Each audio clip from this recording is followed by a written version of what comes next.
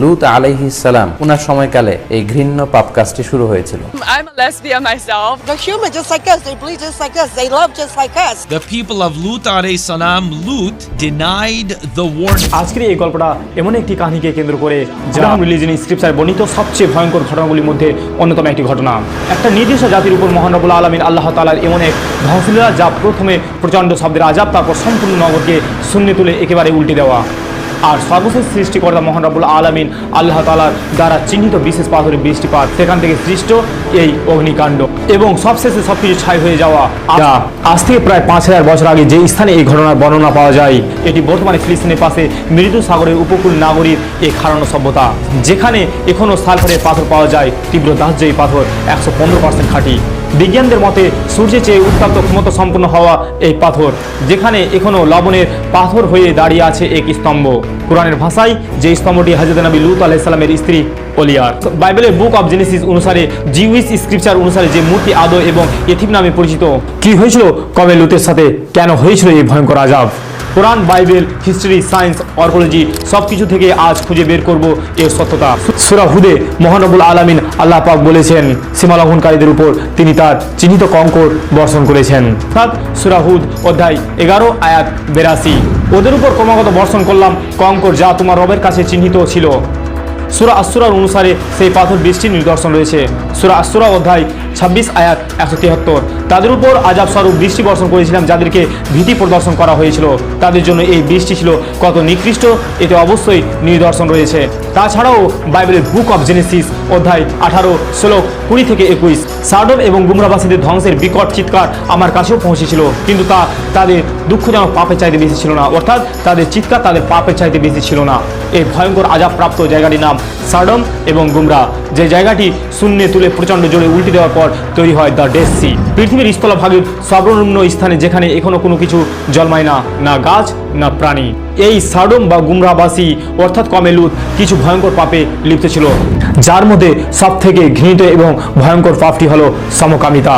বিভিন্ন গ্রন্থ এবং প্রাচীন ঐতিহাসিক স্ক্রিপচার থেকে পাওয়া তথ্য মতে তারাই ছিল এই চরম ঘৃণিত মহাপাপ কাজের সূত্রপাতকারী, অর্থাৎ পবিত্র কোরআনের ভাষায় সীমা লঙ্ঘনকারী।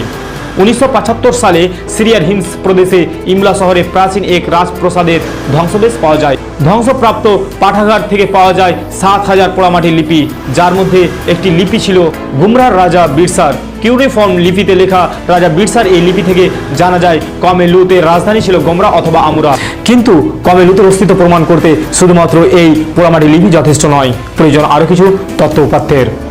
এর পশ্চিমে ইসরায়েলের এক অংশের এক গুহায় হিব্রু এবং কিউরিফর্মে লেখা কয়েকটি প্রাচীন বই পাওয়া যায়, যাদের উপর ধাতব পাতের লেখা কয়েকটি বইতে স্পষ্ট বলা আছে সাডম এবং গুমরাবাসীর কথা। বলা আছে ভয়ঙ্কর অগ্নিকাণ্ড এবং ডেড সি বা মৃত্যু উপসাগরের জন্মকাণ্ডের ইতিহাস। বলে রাখা ভালো, এইসব লেখা সেই সমস্ত লোকদের যারা দূর দূরান্ত থেকে এই সমস্ত ঘটনা পর্যবেক্ষণ করেছিলেন। আমার কথা প্রমাণস্বরূপ বাইবেলের বুক অফ জেনেসিস অধ্যায় 19 শ্লোক 27 অনুসারে ফিলিস্তিনের পশ্চিম তীরে অবস্থানরত, অর্থাৎ ইব্রাহিম আলাইহিস সালাম অথবা আব্রাহাম একটি ওক গাছের নিচে এই ভয়ঙ্কর আযাবের পরবর্তী দৃশ্য দেখেছিলেন। এছাড়াও নবী হযরত লূত আলাইহিস সালামের স্ত্রীর এই মূর্তি কোরআন এবং বাইবেলের বর্ণিত ঘটনা সাক্ষ্য বহন করে। কিভাবে বলছি, কোরআন বাইবেল অনুসারে হযরত লূত আলাইহিস সালামের স্ত্রী সাডম জাতির অন্তর্ভুক্ত ছিল। সপরিবারে নবী হযরত লূত আলাইহিস সালাম যখন সাডম এবং গুমরা ত্যাগ করছিলেন, তখন তার স্ত্রী মাটির একটি ঘোড়ায় সঞ্চিত অর্থ নিয়ে যাচ্ছিলেন কাঁধে করে। শহরের সীমা পেরোনোর পর পিছনে তাকানো নিষেধ থাকা সত্ত্বেও সে পিছনে ঘুরে তাকায় এবং সাথে সাথে পরিণত হয় জমাট বাঁধানো লবণের মূর্তিতে। মূর্তির উচ্চতা 20 ফুট, মাটির উপরে মাথার ঘোড়া বাদ দিলে 18 ফুট। আর্কিওলজিদের মতে আজ থেকে প্রায় 4 থেকে 5000 বছর আগে মহিলাদের উচ্চতা এরকমই ছিল। কিন্তু শুধু এটুকুই প্রমাণ হিসেবে পেশ করা যাচ্ছে না, আরও 2-1টা প্রমাণ সংযুক্ত করা প্রয়োজন। 1, লবণকে জমাট বাঁধিয়ে মূর্তি তৈরি করা কোনো মানুষের কিংবা পার্থিব সিভিলাইজেশনের পক্ষে সম্ভব নয়।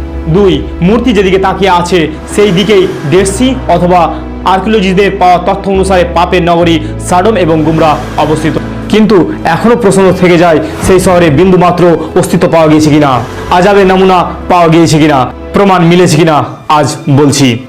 আজ থেকে প্রায় 10 মাস আগে ন্যাশনাল জিওগ্রাফিক তাদের ইউটিউব চ্যানেলে একটি ভিডিও প্রকাশ করেন, যেখানে আলবার্ট লিং নামক এক ভদ্রলোক varied secret of the Bible নামে এক ওয়ান ফিল্ড কেস স্টাডি করেন এবং বিভিন্ন বিজ্ঞানীদের সাথে কথা বলেন।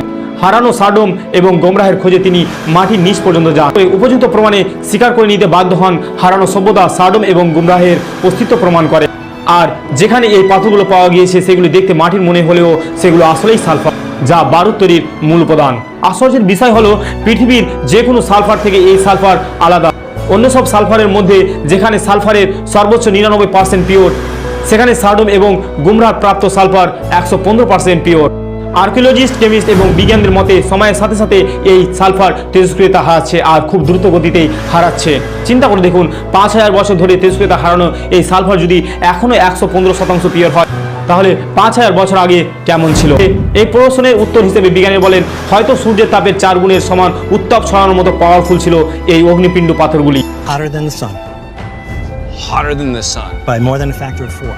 এছাড়াও আরো বিশদ আলোচনা, হারানো দুর্গের দেওয়াল, প্রাচীন প্রহরী কক্ষ, জানালা সহ আরো হাজারো তথ্য উপাত্তের প্রমাণ চাইলে ভিডিও থেকে দেখে আসতে পারেন। সমকামিতার সূচনাকারী এই জাতির ভয়াবহ শাস্তির নমুনা যদি আমাদেরকে সচেতন না করতে পারে, তাহলে আমাদের অবস্থা কেমন হবে একবার চিন্তা করে দেখুন। শুধু ইসলামে না, খ্রিস্টান, ইহুদি এমনকি হিন্দু ধর্মীয় এই চরম ঘৃণিত পাপাকাজের বিরুদ্ধে আইন রয়েছে। যেমন বৈদিক হিন্দু ধর্মের মনুস্মৃতি অধ্যায় 8 শ্লোক 369, যদি 2 কুমারের মধ্যে সমকামিতা সম্পর্ক স্থাপিত হয় তাহলে তাদের শাস্তি ছিল 200 মুদ্রা জরিমানা এবং 10টি বেত্রাঘাত। তো আরও বলা হয়েছে শ্লোক 370, যদি কোনো বয়স্ক নারী অপেক্ষাকৃত কম বয়স্ক নারীর সঙ্গে দৈহিক সম্পর্ক স্থাপন করে তাহলে বয়স্ক নারীর মস্তক মুন্ডক করে 2টি আঙ্গুল কেটে গাধার পিঠে চড়িয়ে ঘোরানো হবে। এই মনুস্মৃতির অধ্যায় 11 শ্লোক 170 আরও বলা হয়েছে 2 জন পুরুষ অপ্রাকৃতিক কাজে প্রবৃত্ত হলে তাদেরকে জাতিচ্যুত করা হবে এবং জামা পরিয়ে তাদেরকে জলে ডুবিয়ে দিতে হবে। মহান রব্বুল আলামিন আল্লাহ পাক আমাদের সকলকে নেক বুঝ দান করুক, আমিন। আর আপনাদের কাছে রিকোয়েস্ট থাকবে যে আমার এই ভিডিওটি শেয়ার করে সাবস্ক্রাইব করে দিবেন।